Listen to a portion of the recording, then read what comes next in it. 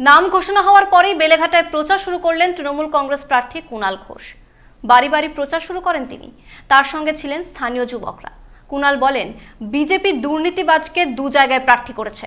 নির্বাচনের প্রচারে নেমে পড়লেন বেলেঘাটা তৃণমূল কংগ্রেস প্রার্থী কুণাল ঘোষ। আজ সকাল থেকেই প্রচার শুরু করেন তিনি। নিজেই দেওয়াল লিখতে শুরু করেন। বাড়ি বাড়ি গিয়ে জনসংযোগ করেন তৃণমূল কংগ্রেস প্রার্থী কুণাল ঘোষ। প্রচারে গিয়ে তিনি বলেন, যারা দুর্নীতিতে জড়িয়ে তাদেরই কংগ্রেস, তৃণমূল ও অন্যান্য রাজনৈতিক দল থেকে নিয়ে গিয়ে আশ্রয় দিয়েছে বিজেপি। অসমের হেমন্ত বিশ্ব শর্মাও আকণ্ঠ দুর্নীতিতে জড়িয়ে। বাংলায় শুভেন্দু অধিকারীকে দুটো কেন্দ্রে প্রার্থী করেছে বিজেপি। তাকেও আশ্রয় দিয়েছে মোদির দল। বিজেপি পশ্চিমবঙ্গ, আসাম থেকে শুরু করে, মহারাষ্ট্র থেকে শুরু করে, কর্ণাটক থেকে শুরু করে বিভিন্ন রাজ্যে অন্য দলের যাদের বিরুদ্ধে দুর্নীতির অভিযোগ আনত, সিবিআই দাবি করত, গ্রেপ্তার দাবি করত, তাদেরকেই তো তারা দলে নিয়ে বড় বড় পদ দিয়ে বসে আছে।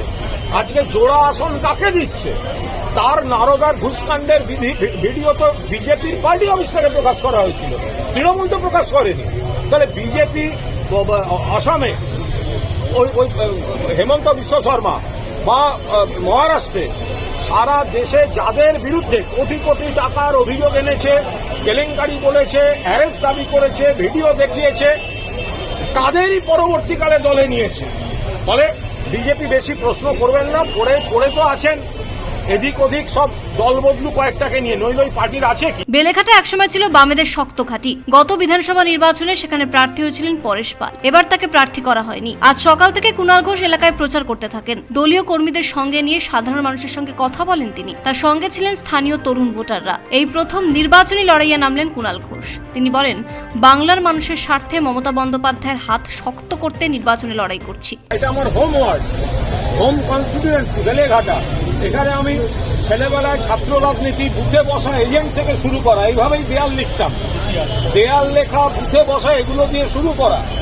ফলে হোম কনস্টিটিউয়েন্সিতে এই দায়িত্ব পেয়ে নিশ্চিতভাবে ভালো লাগছে। মাথার উপর মমতা দিয়ে আছেন, অভিষেক আছে, আর এখানে আমাদের বিধায়ক পরেশ পাল আছেন এবং আমাদের 8টি ওয়ার্ডের 8জন কাউন্সিলর এবং দলের একাধিক সিনিয়র নেতা তারা রয়েছেন। তারাই আমাকে গাইড করবেন। এটা অন্য প্রশ্ন, সেটা হচ্ছে নন্দীগ্রামে পবিত্র করকে দাঁড় করানো নিয়ে আজকে সকালে দিলীপ ঘোষ বলেছেন যে যেহেতু নন্দীগ্রামে মমতা বন্দ্যোপাধ্যায় আর যাবেন না, কারণ ন্যাড়া বেলতলায় একবার যায়, পবিত্র বাবুকে টেনে নেওয়ার অর্থ হচ্ছে ওদের প্রার্থীর ঘাটতি আছে এবং সেই কারণে দিলীপ ঘোষ আত্মঘাতী গোল করছেন। 21 সালে যখন একের পর এক তৃণমূল থেকে নিয়েছিলেন, তখন মনে ছিল না যোগদান মেলা, দিলীপ ঘোষ রোজ হাতে করে পতাকা ধরাচ্ছে, স্পেশাল ফ্লাইট পাঠাচ্ছে, তৃণমূল থেকে নিয়ে যাবে। আজকে যখন বিজেপিতে থাকা মানুষরা বলছে বিজেপি বাংলার শত্রু, তারা তৃণমূলে চলে আসছে, তখন দিলীপবাবু, দিলীপবাবু তোমার কোন কোন জায়গা ব্যথা গো, কোন কোন জায়গা ব্যথা? কুণাল বলেন, বৈধ ভোটারের নাম যাতে বাদ না যায় তা নিশ্চিত করতে হবে নির্বাচন কমিশনকে। বিচারাধীন রয়েছেন যারা, তাদের তালিকা দ্রুত প্রকাশ করতে হবে। শেখ ইরশাদের রিপোর্ট, পূবের কলম ডিজিটাল।